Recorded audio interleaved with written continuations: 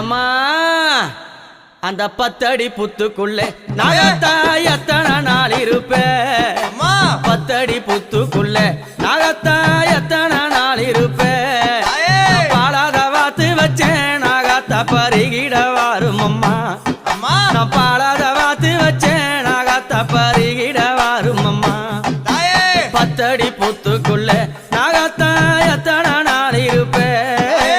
10 அடி புத்துக்குள்ளே நாகத்தா எத்தனை